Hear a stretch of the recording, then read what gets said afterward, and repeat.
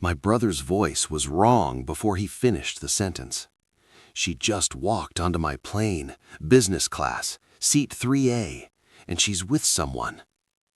I was standing at the kitchen window watching Sloane water the garden. Same garden she tended every Wednesday, same routine, same woman I'd been married to for 12 years. "Connor, that's impossible," I said slowly. "She's 10 feet away from me." Silence. Then, "Connor, I'm looking at her right now. Navy coat, hair pulled back, the leather bag she takes everywhere. She's laughing at something the guy next to her said. He just touched her face." My wife set down the watering can and turned toward the house. She waved. My brother whispered, "They just closed the boarding door." And I realized I was staring at a woman who couldn't possibly be standing in my garden. My name is Nathan Calloway. I'm 46 years old. I design fraud detection systems for regional banks in Portland, Oregon. My entire career is built on recognizing patterns that don't belong, anomalies in behavior, breaches in protocol, the quiet signatures of deception. But that morning, standing barefoot on cold tile, I had no pattern for this. "Connor," I said carefully, keeping my voice level, "describe her again." "Navy wool coat, hair in a low bun, the brown leather tote, the one with the brass buckle. She's wearing the pearl earrings." Sloane walked through the back door, wiping her hands on her jeans. She smiled at me. "Who's that?" she asked softly. "Connor," I replied, "pre-flight stuff." She nodded and moved toward the sink. No navy coat, no pearls, just the faded gray sweatshirt she always wore for gardening. "Send me a picture," I said into the phone. "You know I can't do that from the cockpit. One shot, discreet, anything." A pause. Then, "Give me a minute." Sloane filled a glass of water and leaned against the counter. "Everything okay? You look pale." "Didn't sleep well." "That project keeping you up?" "Something like that." She studied my face for a half-second longer than usual. Then she turned away. My phone vibrated. A picture. I opened it with hands that didn't shake. 15 years of reviewing fraud evidence had trained me out of that. The image was angled, slightly blurred, taken quickly through a gap in the cockpit door. But I saw her. Navy coat, leather tote, hair pulled back in that low knot she wore for board meetings. She was leaning toward a silver-haired man in a charcoal blazer. His hand rested on her knee. The intimacy was unmistakable. She laughed at something he said, head tilted in a way I had memorized across 12 years of marriage. It was Sloane, or someone wearing her face perfectly. "Nathan," Connor's voice was tight, "tell me what's happening." "I don't know," I said quietly. Sloane glanced at me from across the kitchen. "Are you sure you're okay?" "Yeah," the word felt hollow. "Just tired." She walked over and kissed my cheek. Warm, familiar, real. "I love you," she said softly. I watched her move down the hallway toward our bedroom. Connor spoke again. "Boarding complete. We push back in 4 minutes. Text me when you land." "What are you going to do?" I looked at the picture on my screen, then at the empty hallway where my wife had just disappeared. "I'm going to find out which one is real." I hung up. The house was silent except for the hum of the refrigerator. Somewhere between Portland and Miami, a woman who looked exactly like my wife was flying toward a destination I knew nothing about. And somewhere inside my own home, another version of her was getting dressed for a day I suddenly couldn't predict. I opened our home security app and scrolled to the front door camera. A motion alert flashed. Timestamp 6:47 a.m. I pressed play, and what I saw made my chest tighten. The footage was 15 seconds long. 6:47 a.m. Our front door opened. Sloane stepped out, navy wool coat, leather tote, hair pulled back. She glanced once over her shoulder, then walked toward a dark sedan idling at the curb. A man opened the rear door for her, silver hair, charcoal blazer. She climbed in without hesitation. The car pulled away. Timestamp ended 6:48 a.m. I stared at the screen. That was 31 minutes before Connor's call. I rewound and watched again, the way she moved, deliberate, unhurried, familiar with the man holding the door. No tension in her posture, no hesitation. She wasn't being taken, she was leaving. But the woman currently in my bedroom had been here all morning. I'd seen her making coffee at 6:30.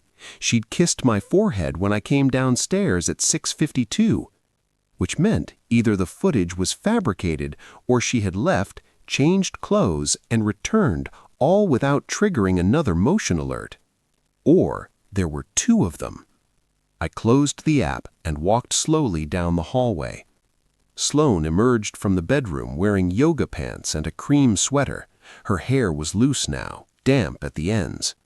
"Shower felt good," she said. "I might run errands later. Need anything?" "Where are you headed?" I asked casually. "Target, maybe? The dry cleaner?" I watched her face. No flicker, no micro-expression. "What time did you wake up?" I asked casually.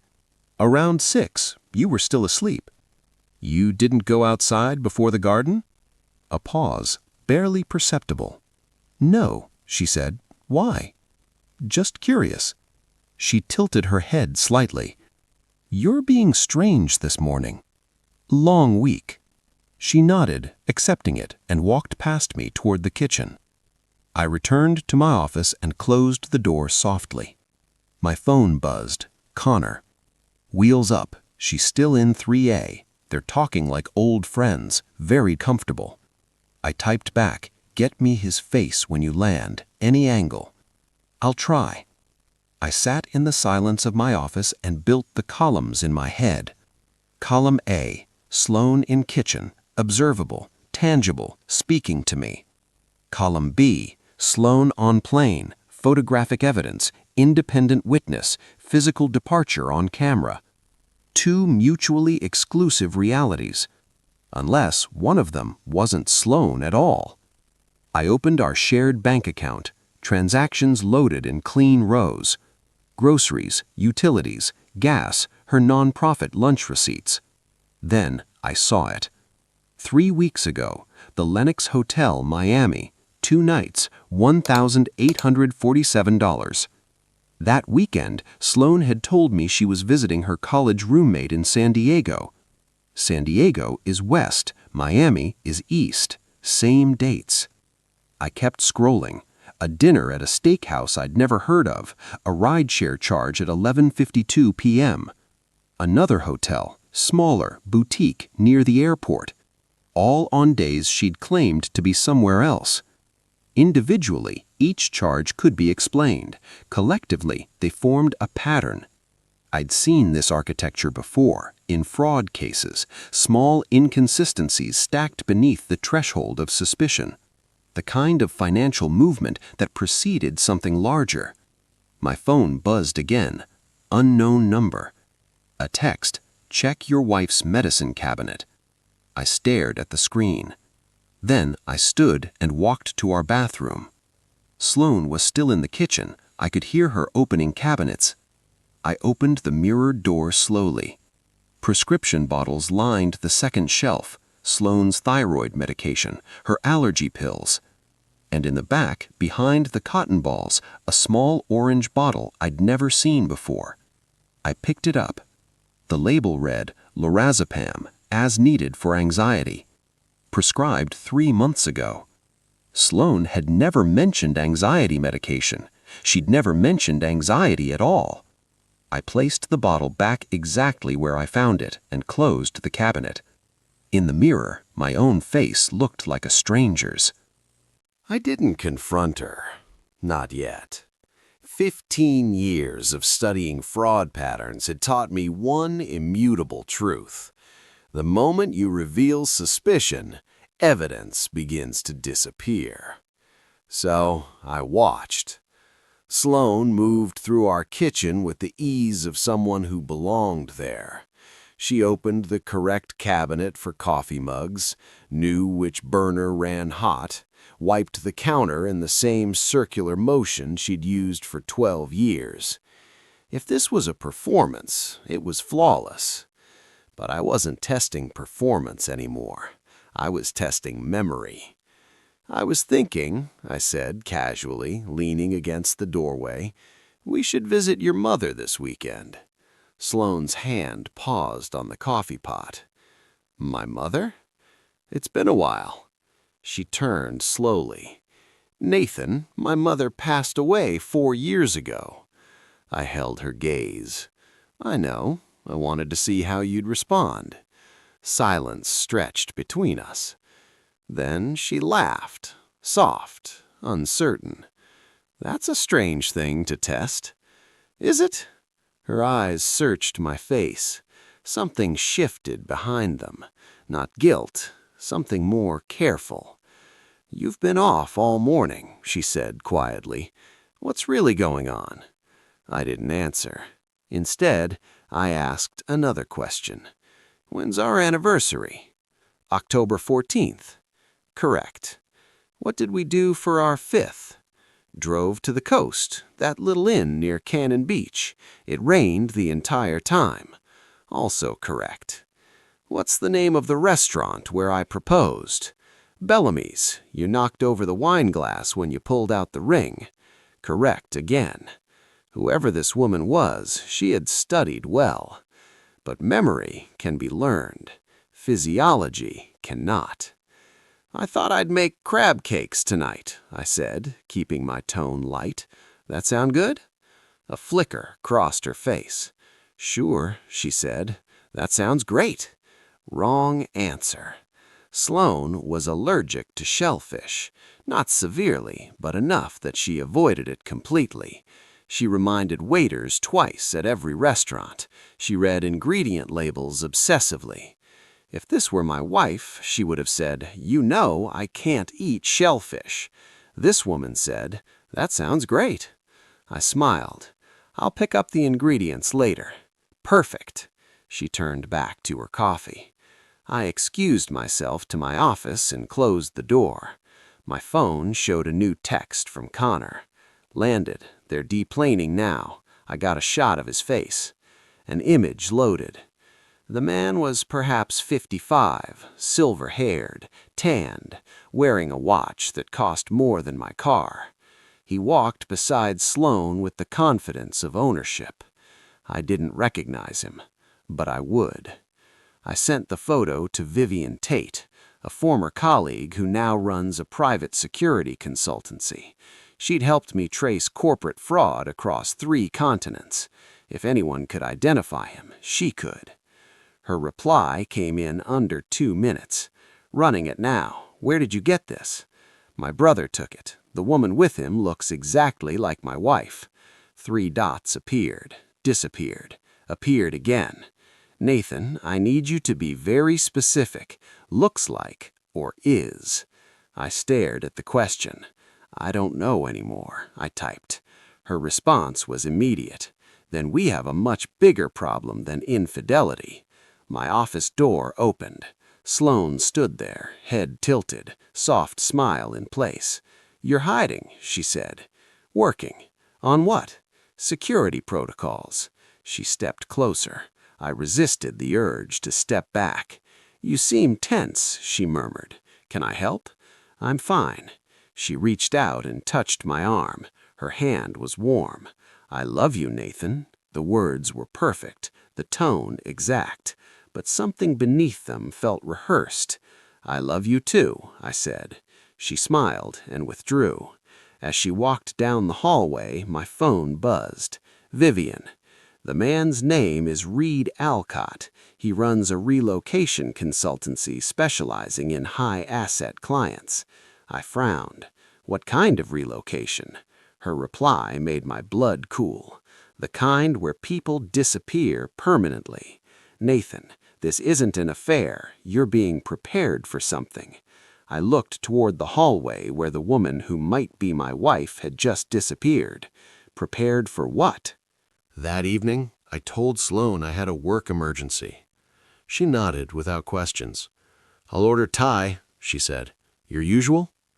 "My usual. Pad See Ew, medium spice, extra lime." She knew the details, all of them. I drove to Vivian's office downtown, a converted warehouse space filled with monitors and the quiet hum of servers. She met me at the door with coffee and a look that said she already knew more than I wanted to hear. "Sit down," she said. I didn't. "Just tell me." She pulled up a screen. "Reed Alcott, 56, runs a boutique firm called Horizon Transitions. On paper, they help high-net-worth individuals relocate internationally. Tax optimization, asset restructuring, new identities when necessary." When necessary. Divorce, criminal exposure, debt evasion. She paused. Or when someone wants to disappear permanently and take everything with them. I felt the room tilt slightly. 3 of his former clients have vanished in the past 5 years, Vivian continued. 2 were declared dead after staged accidents abroad. The 3rd simply stopped existing. New name, new country, no trace. And their spouses? Left behind, financially gutted. 1 filed for bankruptcy within 18 months. I sat down. Vivian slid a folder across her desk. "I pulled your financial records, joint accounts, retirement funds, insurance policies. Nathan, someone's been making changes." I opened the folder. The first page showed our retirement accounts. Small transfers, $4,800 here, $7,200 there, routed to a holding company in Nevada I'd never heard of. All beneath IRS reporting thresholds, all initiated over the past 6 months. The second page stopped my breathing. A life insurance policy, $2.2 million. I was the insured. Sloan was the original beneficiary. But 3 weeks ago, the beneficiary had been changed. The new recipient was a trust called Coastal Horizon LLC. I looked up at Vivian. "That's Reed Alcott's company," she said quietly. She changed the beneficiary to his trust? Someone did, using your shared credentials. I stared at the numbers. Clean, precise, invisible unless you knew where to look. "This isn't about leaving me," I said slowly. "No," Vivian agreed. "This is about leaving you dead." The word landed like a stone in still water. "They're staging something, an accident, a disappearance, something that triggers the policy payout. Then Sloan vanishes with Alcott, the trust collects, and you become a statistic." I thought of the woman in my kitchen, the one who knew my coffee order, my anniversary, the name of the restaurant where I proposed. "The woman in my house," I said. "She's part of this?"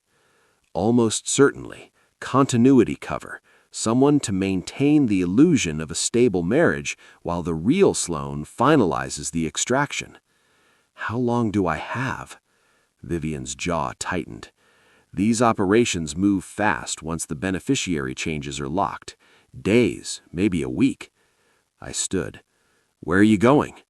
"I'm going home," I said. "I need to confirm what she is." "Nathan," Vivian's voice hardened, "don't confront her. Not until we have documentation that holds up legally." "I'm not going to confront her." "Then what?" I looked at the insurance document one more time. "I'm going to test her." I didn't go home immediately. Instead, I parked 2 blocks away and called Connor. "They're at a rental property in Coral Gables," he said. "I followed them from the airport. Nice place, gated. They walked in like they owned it." "They might." "What does that mean?" I told him. The financial transfers, the life insurance policy, the beneficiary change. Reed Alcott's history of making people disappear. Connor was silent for a long time. "Nathan," he finally said, "are you telling me Sloan is planning to kill you?" "I'm telling you someone is, and Sloan is either directing it or participating in it." "Jesus. I need you to stay on them. Document everything. Photos, timestamps, anything that proves where she actually is. And the woman in your house? I'm handling her tonight. I ended the call and sat in the darkness of my car. The neighborhood was quiet.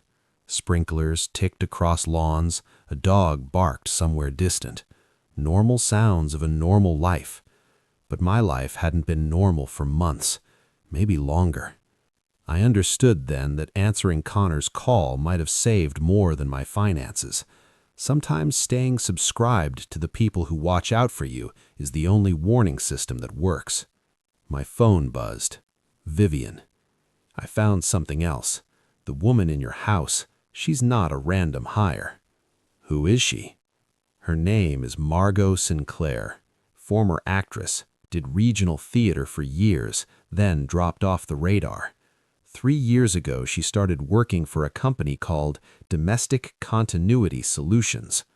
What is that? Exactly what it sounds like. They provide trained stand-ins for spouses during travel, illness, or transition periods. Transition periods? Their words, not mine. Nathan, she's a professional. She's been trained to replicate domestic routines, but she can only learn what she's been taught. What else can't be taught? Vivian's reply came immediately. Physiology, medical conditions, reflexive behaviors tied to medication or chronic illness. I scrolled back through my mental files. Sloane's thyroid medication, the pills she took every morning, and the warning label I'd seen 100 times, avoid alcohol while taking this medication. Sloane hadn't touched alcohol in 3 years, not wine at dinner, not champagne at weddings, not even a sip of my beer on summer evenings. The medication made her violently ill if she drank. But would Margot Sinclair know that? I started the car. Time to find out. The house smelled like garlic and ginger when I walked in. She was in the kitchen, stirring something on the stove. The table was set, candles flickered in the center. "I thought you had a work emergency," she said, turning with a warm smile. "Resolved faster than expected." "Lucky me," she gestured toward the counter. "I opened wine, that Pinot you like." 2 glasses sat waiting, one already poured. I set down my keys slowly. "You're drinking?" "Just a little. It's been a long day." Sloane hadn't touched wine in 3 years. Her thyroid medication caused severe nausea if she consumed even small amounts of alcohol. She'd learned that the hard way at a friend's birthday dinner and had never risked it again. I picked up the bottle, studied the label, then looked at her. "Join me?" She lifted her glass without hesitation and took a long sip. No grimace, no hesitation, no reflexive check of her body's response. Nothing. I watched her swallow and smile. "Good vintage," she said. I set my glass down untouched. "Sloane can't drink," I said quietly. Her smile flickered. "What?" "Her thyroid medication. It makes her sick. She hasn't had alcohol in 3 years." Silence filled the kitchen. She set down her glass slowly, carefully. "Nathan, I don't know what you're... Who are you?" The words landed flat and hard. Her expression shifted. Not panic, something more calculated, the warmth draining from her face like water from a cracked vessel. "You're confused," she said softly. "It's been a stressful day." "I'm not confused. I watched you board a plane this morning. Business class, seat 3A. You were holding hands with a man named Reed Alcott." Another flicker, faster this time. "I was here all morning, in the garden. You saw me." "I saw someone else leave the front door at 6:47 a.m. in a navy coat." She didn't move. "Who sent you, Margot?" The name landed like a slap. Her composure cracked, just for a second, before she recovered. "I don't know what you're talking about." "Domestic Continuity Solutions, regional theater background. You're good, I'll give you that. But you couldn't learn everything. Not the medication, not the allergy." She stepped back slowly. "You should be careful," she said quietly. "You don't understand what you're involved in." "Then explain it." Her eyes darted toward the hallway, toward the front door. "I was told you wouldn't check," she whispered. "I was told you'd never notice." "You were told wrong."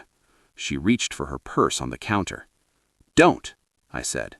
Her hand froze. "The police are already aware of Reed Alcott's operation. Partial bluff, but she didn't know that. If you walk out that door, you become an accessory to insurance fraud and conspiracy." Her jaw tightened.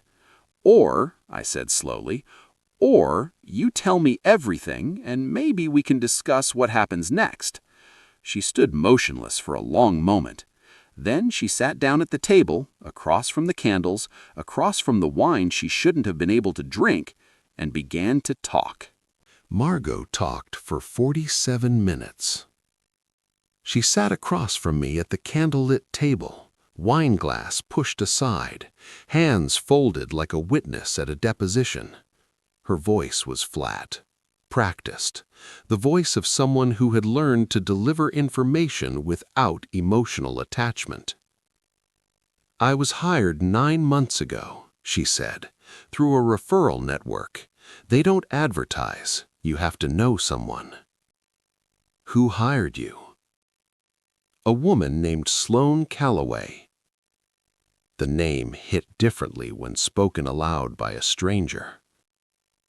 "She approached me through an intermediary," Margot continued. "Said she needed domestic coverage while she traveled. Light work, maintain appearances, keep the husband comfortable." Comfortable. Her word, not mine. I leaned back. "And you didn't ask questions?" "I asked plenty. She told me it was a trial separation, that you were fragile, that she needed time to figure things out without drama." Fragile. Margot's eyes flickered. I believed her, at first. "What changed?" She hesitated, then reached into her purse and pulled out a phone, a second device, not the one she'd been using in front of me. 3 weeks ago, I overheard a call. She was talking to Reed. They mentioned insurance, timing, a phrase I didn't understand at first." "What phrase?" Margot looked at me directly. "Clean exit." The words hung in the air. "I started paying closer attention after that," she said. "Messages I wasn't supposed to see, coordinates, flight manifests, a conversation about how long it takes to declare someone legally dead when there's no body." My chest tightened. "Why didn't you leave?" "Because I was already too deep, because I didn't have proof, because—" She stopped. "Because I didn't think you'd ever check." I studied her face. No tears, no performance, just the exhausted honesty of someone who had calculated their options and found them insufficient. "Give me the phone," I said. She slid it across the table. I opened the message thread, Sloane's name at the top, 9 months of coordination, schedules, behavioral notes, my coffee preferences, my work patterns, my sleep schedule. And buried in the middle, a single message that made my vision narrow. "He trusts completely. He won't verify. Proceed as planned." I set the phone down. Where is she now? Coral Gables, a property Reed owns under a shell company. They've been there since landing. My phone buzzed. Connor. They haven't left the house. Lights on upstairs. They're settled in. I typed back, "Stay on them. I'm building something." Margot watched me carefully. "What are you going to do?" "Bring her here." "She won't come willingly." "She will," I said quietly, if she thinks she's already won. Have you ever discovered that someone you loved had constructed an entirely separate life without you? Tell me in the comments. I need to know I'm not the only one who missed the signs. The next 48 hours were surgical. I called Vivian first. She connected me to a federal contact who specialized in insurance fraud, a quiet man named Booker who listened more than he spoke. We've been watching Reed Alcott for 2 years, Booker said. Never enough to move on. He's careful. I can give you enough. How? By making her think she's closing the deal. I explained the plan, a family gathering at our home, an anniversary celebration, early, unexpected, designed to seem spontaneous. I would invite close friends, Connor, even Sloane's estranged sister who lived in Sacramento. The invitation would reach Sloane through Margot. She would tell her the cover was holding, that I suspected nothing, that the window was closing, and she needed to return before I started asking questions. You're using yourself as bait, Booker said. I'm using her assumptions against her. Silence on the line.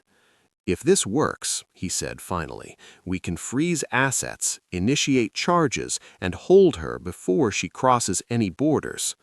And if it doesn't, then you're standing in a room with a woman who may have planned to kill you. I let that settle. I'll take my chances. The invitations went out the next morning.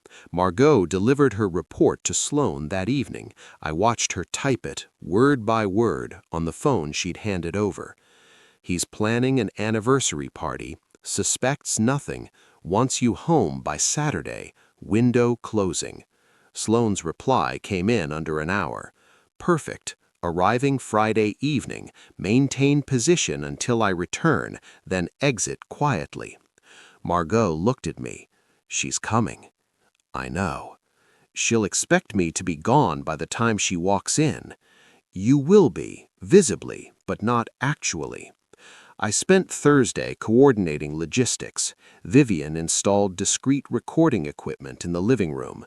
Booker stationed 2 agents in an unmarked vehicle down the street. Connor flew back from Miami, his layover conveniently extended. By Friday morning, the house looked exactly as it always did. Clean counters, fresh flowers, the quiet architecture of a stable marriage. Except none of it was real anymore. At 4:15 p.m., I received a text from Sloane. Landing at 6. Can't wait to see you. I've missed home. I stared at the message for a long time. Then I typed back, I've missed you too. The trap was set. She walked through the front door at 6:47 p.m. The same timestamp as the security footage from that first morning, when Sloane had walked out in her navy coat. The symmetry felt deliberate, cruel. Sloane wore the navy wool coat. The leather tote hung from her shoulder. Her hair was pulled back in that low knot I used to find elegant. Now it looked like a costume. "Nathan," she smiled and crossed the room toward me. "The house looks beautiful." "You've been missed," I said. She kissed my cheek. Her lips were cool. Guests filtered through the living room. Connor near the window, Vivian by the kitchen island, 2 neighbors I'd invited for appearance. Sloane moved among them with practiced ease, accepting compliments, deflecting questions about her trip. "Board retreat ran long," she told one neighbor. "You know how nonprofits are." I watched her from across the room. She believed she was winning. I could see it in her posture, the relaxed shoulders, the easy laughter, the way she touched my arm when she passed, reinforcing the performance. At 7:32 p.m., I nodded to Vivian. She stepped outside briefly, returned with Margot. She was mid-sentence when she saw her. The color drained from her face.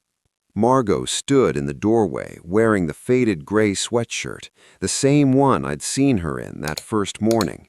Same posture, Same practiced smile. Two versions of the same domestic illusion, finally occupying the same room. "Nathan," Sloane's voice tightened, "what is this?" "A conversation," I said. She looked at Margot, then back at me. Calculation flickered behind her eyes. "I don't know who this woman is," she said carefully, "but if this is some kind of joke—" "Her name is Margot Sinclair. You hired her 9 months ago through Domestic Continuity Solutions. She's been living in our house, sleeping in our bed, pretending to be you, while you traveled with Reed Alcott." Silence cracked through the room. Connor stepped closer. The neighbors exchanged confused glances. Sloane laughed, brittle, unconvincing. "That's absurd." "Is it?" I pulled out the phone Margot had given me. 9 months of messages, schedules, instructions, a conversation about how long it takes to declare someone legally dead. Her smile vanished. "You weren't planning to leave me, Sloane. You were planning to erase me." She stepped back.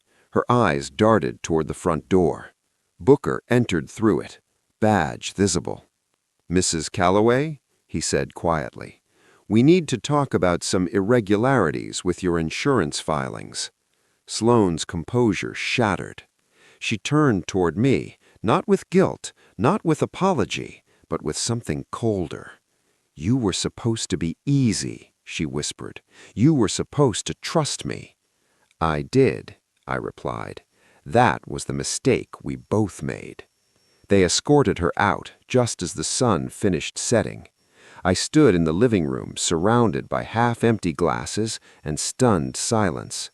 Margot lingered near the doorway. "I'm sorry for what I was part of. You helped end it. Does that matter?" I didn't answer, because I wasn't sure yet. 6 months later, I stopped flinching when I heard the front door open. The house felt different now. Not emptier, just more honest. I'd repainted the bedroom, replaced the kitchen table where Margot had confessed, donated the gray sweatshirt she'd worn to a charity bin 3 towns over. Small changes, necessary ones. The divorce finalized in April. Sloane cooperated once the federal charges became clear: insurance fraud, conspiracy, identity facilitation. Reed Alcott's operation unraveled faster than anyone expected. 3 other cases surfaced within weeks, victims who had never connected their losses to a coordinated scheme. Sloane took a plea: 18 months in a federal facility, followed by supervised release. No alimony, no claim to assets. The life insurance policy was voided the same week the beneficiary fraud was documented. I never visited her. She never wrote. Some silences say everything. Reed Alcott fled to Costa Rica before the indictment was finalized. Last I heard, Interpol had flagged his passport. Vivian sends me updates occasionally, not out of obligation, but because she knows I still track patterns, old habits. Margot Sinclair testified in exchange for immunity. She provided documentation that accelerated 3 separate investigations. I don't know where she is now. I didn't ask. Some debts can't be repaid with information, and forgiveness isn't something I had the capacity to offer. Maybe someday. Not yet. Connor still calls me before every long-haul flight. He jokes that he'll never look at business class the same way again. We laugh about it now, carefully, the way you laugh about something that almost destroyed you. "You should write a book," he told me last month. Nobody would believe it. That's why they'd read it. I didn't write a book, but I did build something. Vivian and I formalized a consulting division within her security firm, domestic financial monitoring for high-asset individuals who sense something wrong but can't articulate it. We don't advertise loudly. We don't sensationalize. We simply offer what I wish someone had offered me: verification. Most of our clients are men and women in their 40s and 50s, successful, trusting, comfortable in marriages that feel stable until they don't. They come to us with small concerns, unexplained charges, minor behavioral shifts, Passwords changed without explanation. They don't want revenge. They want clarity. That's what I needed. Not rage, not public confrontation, just the truth, documented and undeniable. I think about Sloane sometimes, not with anger, that faded faster than I expected, more with a kind of clinical curiosity. How long had she been planning? When did affection become strategy? Was there ever a version of us that was real, or had I been auditioning for a role I didn't know existed? I don't have answers, maybe I never will, but I've learned something valuable through all of this. Deception rarely announces itself loudly. It arrives politely. It imitates routine. It waits for complacency. And it depends entirely on one assumption, that you won't verify. Sloane told Margot I would never check. She built an entire operation around my trust, my predictability, my willingness to believe that the woman in my kitchen was the woman I married. She was almost right. One phone call changed everything. One brother who paid attention. One photograph taken through a cockpit door. If Connor hadn't called that morning, I might be a statistic now, a name in a file, a policy payout funding someone else's disappearance. Instead, I'm standing in my kitchen at 6:47 a.m., watching light spill across countertops I chose myself. The coffee maker hums. The house is quiet. No performance, no duplication, just stillness. I've rebuilt something here, not the marriage, but something more durable, a life constructed on verification rather than assumption, trust earned through transparency, not inherited through proximity. It's lonelier sometimes, I won't pretend otherwise, but it's mine. If this story stayed with you, if you've ever felt that quiet intuition that something didn't add up, I'd like to hear from you. Where are you listening from? What detail did you notice that changed everything? Leave a comment below. Share your story, because the truth isn't dramatic, it's deliberate. And sometimes the difference between losing everything and protecting it is one phone call answered at the right time. Have you ever trusted someone so completely that you forgot to verify? When did you first notice the small detail that changed everything?